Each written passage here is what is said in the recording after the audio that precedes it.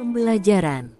Setelah mempelajari bab 4 ini, mahasiswa diharapkan mampu 1. Memahami konsep paragraf akademik dan esai akademik. 2. Menyusun paragraf-paragraf efektif yang membangun satu esai utuh. 3.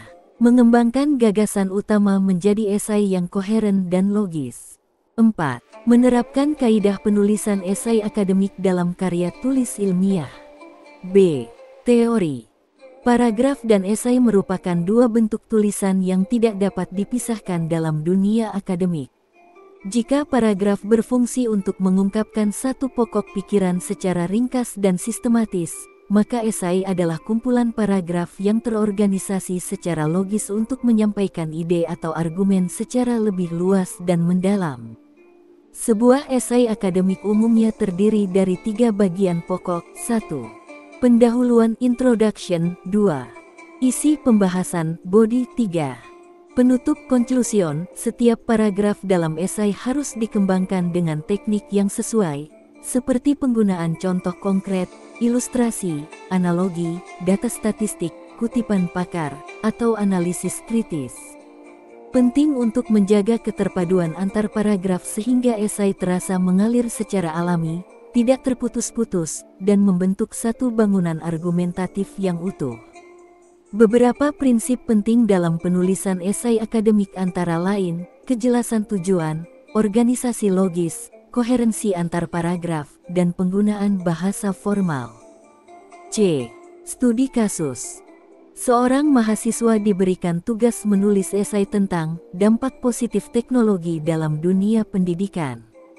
Contoh paragraf pembuka yang kurang efektif, teknologi sekarang canggih. Banyak siswa pakai internet. Dunia pendidikan berubah. Ada baiknya dan ada buruknya.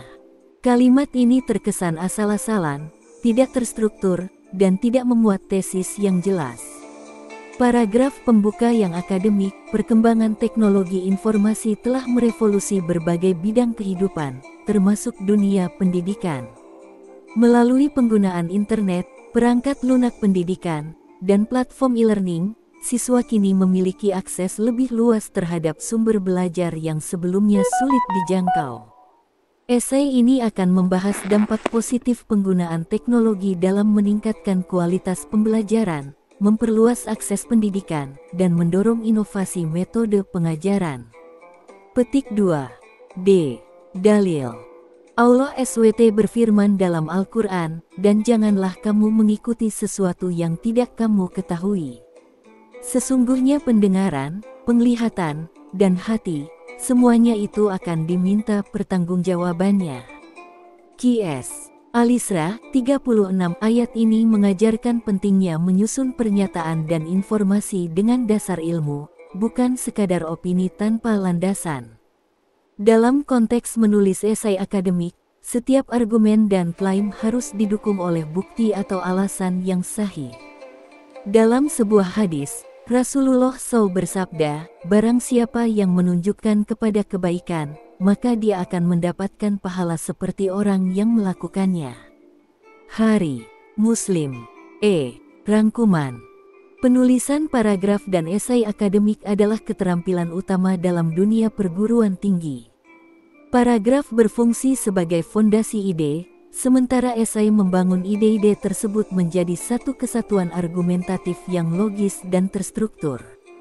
Dengan memperhatikan prinsip kejelasan, organisasi logis, koherensi, serta penggunaan bahasa formal, mahasiswa dapat menyampaikan gagasan ilmiah secara efektif dan bertanggung jawab.